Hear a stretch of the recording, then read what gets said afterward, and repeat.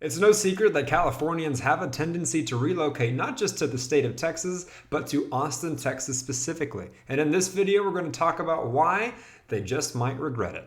Stay tuned. Hey again everybody, this is Frank with the Living in Austin group at eXp Realty. On this channel we put out new content about living in Austin, Texas, the good and yes, the bad. So consider subscribing to the channel if you haven't already and ring that little bell to get notified anytime we put out a new video. We also love the reach outs we get now all the time from people just like you in need of our help when relocating to the greater Austin area. So keep them coming, do not hesitate. Whether you're 9 days away or 90, reach out to our team, whether you shoot us a text, send us an email, give us a call any day of the week, any time of day. So yes, in this video, we are talking about why Californians just might regret living in Austin, Texas. And we might as well just get right to it. For starters, let's talk about the culture. And this is very important to mention because in my experience in this business, a majority of the calls that we get are, yes, from people in California wanting to get out of California. And while I realize a lot of people leaving California and coming to Texas might be doing so because they have to, right? Because they kind of settled on it or because that job offer is in Austin, Texas, and it might not be the ideal place for them, I acknowledge that they might be turned off by the Texan Southern culture. Having said that, a majority of them even still are craving that contrast. They're craving something new and they're craving a place that is going to be a fresh, different pace than California. And while Austin, Texas is by no means comparable to the LAs of the world or the San Franciscos of the world in terms of the energy, how busy it is, nothing like that, even still, it's not going to be quite what you expect if you're going to Texas, right? Because as many people might say, Austin, Texas is a blue dot in an otherwise sea of red that is Texas. And in Austin, Texas particularly, over time, it is evolving into a, dare I say, Californian culture to some extent, right? I'm not directly comparing. And so what that looks like is you have a culture now of tech, right? Austin always had some tech, but now it's really emerging with all of the companies flocking here from Silicon Valley in the Bay Area. And so what that also looks like is not only a lot of the culture here mimicking that of San Francisco, but we have now what's called a transplant culture, meaning that a majority of the people you come across in Austin, Texas, if you meet 10 of them and ask 10 of them where they're from, a majority of them will not say Austin. A majority of them will not even say Texas.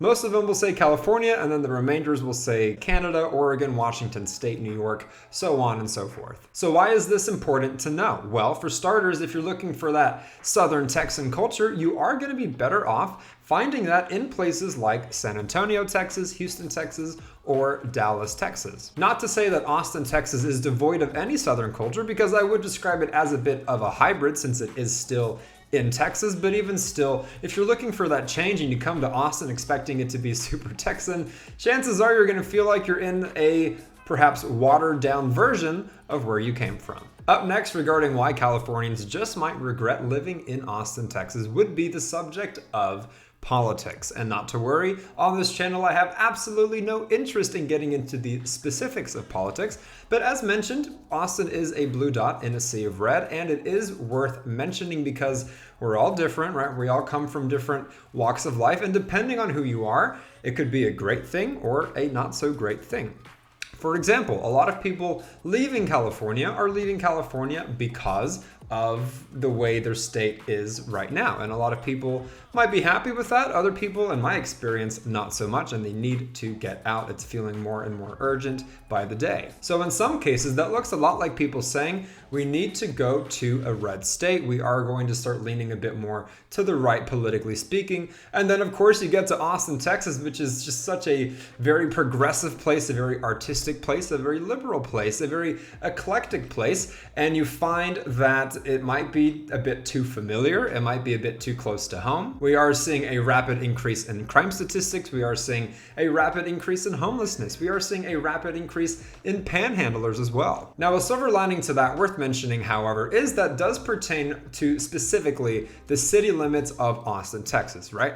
Austin proper. So really, once you leave the city of Austin or downtown Austin and you head, say, to the Leanders of the world or the Cedar Parks of the world or Georgetown, Texas, or anything north, south, east, west, you're going to find that it is going to feel much more moderate. It's going to be much more in the middle. And then in some cases, the further away you get from urban living, you are going to find places that lean to the right, politically speaking. So if it is right-leaning red politics that you're into, rest assured you can find that pretty easily outside of the city. But to further illustrate my point on how it could still be a bad thing is, let's say that you're going from California to Austin, Texas, because you do like the fact that it's blue. So you're thinking, okay, well, if I've got to go to Texas for whatever the reason is, at least I'm not going to be in a more red city within the state of Texas.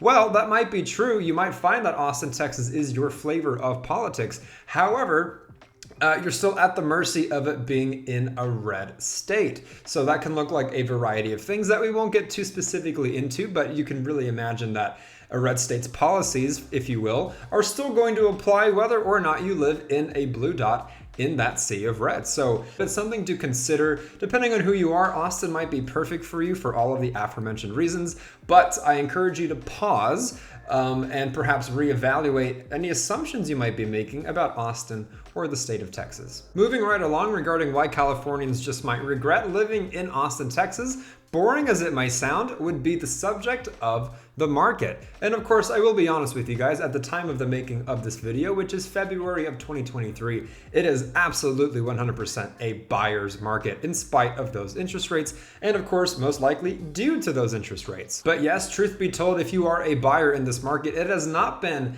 this easy to get a house in quite some time. It has absolutely flipped from what we saw just about a year ago, with sellers having all of the power and buyers surrendering their rights to an appraisal, to an inspection, having to really rush to the decision, offers going in $20,000, $50,000, $100,000 over asking price, to the market we have now with significant price cuts, with homes sitting on the market with either sellers or builders offering so many incentives, buying down interest rates, closing costs incentives as well. But however, with all of that said, even still, if you are a Californian looking at it and thinking, ooh, yes, compared to where I live, this is a walk in the park, this is such an easy market to get into, I have to tell you some good and bad news, and that would be that Austin, Texas is resilient. And what we're seeing in the market right now, with it being so catered towards buyers, in my opinion, and in the opinions of many others, is simply not going to last. Reason being, Austin specifically, perhaps a bit more than Dallas, Houston, or San Antonio, will forever be in demand. And the companies that are flocking here are not done flocking here. There is so much more to come. It seems like the tech evolution here in Austin is really endless. It's going to keep on going, and then the suburbs outside of the city are really going to start being jam-packed with people relocating here, which is going to keep Austin, Texas consistently as a top hotspot for relocation in the country. And so back to the subject of why would you regret this? Because if you're looking at the market thinking, oh man, what a change from California, oh my gosh, it's going to be so easy and smooth. Well, maybe right now, but in the future, Austin's going to keep being some watered down version of what the market would be like in San Francisco or Los Angeles. Yes, there are price cuts right now and the home prices are continuing to drop, but in my opinion, after enough time, it will go back to being quite competitive. It will go back to being a seller's market. It'll go back to being, to some extent, in my opinion, what we saw last year and the year before. Truth of the matter is, for whatever reason, Austin, Texas will always be quite a bit more difficult to get into than Houston, Dallas, or San Antonio. Although I do suppose the silver lining would be appreciation. Austin, above all of the other places in the state of Texas, is going to keep getting more and more and more expensive as it becomes more and more and more in demand, which means if you do buy a house, then yes, you're going to get some great equity on that thing. But just, you might regret the decision because Austin, Texas right now might seem more appealing because it's in Texas and the housing market here is so much cheaper, etc., etc. But if you really think about it, Austin more specifically is going to mimic that of California, cities in the state, than the rest of Texas. Which naturally, as a segue, leads me to my next talking point of why Californians just might regret living in Austin, Texas, and that would be the subject of pricing and affordability. As mentioned, Austin, Texas is easily the most expensive city to live in the state of Texas. And the reason this could very well be a regret, and I can't blame you, is because a lot of people who are not from Texas, who do not live in Texas, look at it as a whole, including Austin, as this place that is just so affordable in comparison to wherever they're coming from. And yes, in most cases, that would be California. So the logic is, well, better bang for our buck, let's go there. Austin, Texas is perhaps the least Texan place in Texas, We don't really want that super Texan culture, so Austin makes the most sense, and boom, they come here. Well, as it currently stands, the median home price in Austin, Texas is above $600,000. And while yes, I acknowledge that outside of the city of Austin, between 15 to 45 minutes, you can find places with median home prices of $350,000, $400,000, $500,000. But even still, those places are also going to appreciate because Austin, the city, is so small and all of these people and companies keep coming here. It's going to have to build outward, which means a lot of these other places that, yes, might be cheap right now are going to continue appreciating perhaps at a more rapid pace than those in Dallas, Houston, or San Antonio. Which means it really wouldn't surprise me if in 5, 10, 15 years, you look at Austin, Texas, and so many people are essentially fleeing the way they are Los Angeles or San Francisco because of the road that it's headed, for better and for worse. On top of that, you can't forget about the property taxes in the state of Texas, easily being 2.5%, 2.75, 3%, or even sometimes above 3%. In some ways mimicking a second mortgage, if you will. And yeah, some people might argue it kind of balances out with the lack of state income tax, but even still, a lot of people relocating to Texas are very used to paying property tax rates of 0.5%, 1%, 1.5%. So if you factor in the property taxes here, on top of the lack of affordability we're seeing in Austin, absolutely, you might regret coming to Austin, Texas and living here from California if your assumption was that you're going to save all this money and you end up just being in a place that is definitely more hot and you don't really have a beach. So that's something to consider. Now, real quickly before moving on, let us know your thoughts in the comments down below. If we've been providing any value for you, consider clicking the like button as well, as it really helps our channel grow. Remember to subscribe, and lastly, share our content with anybody you know who's wanting to learn more about living in Austin, Texas. All right, arriving at our final reason of why Californians just might regret living in Austin, Texas, as mentioned briefly earlier, but I will elaborate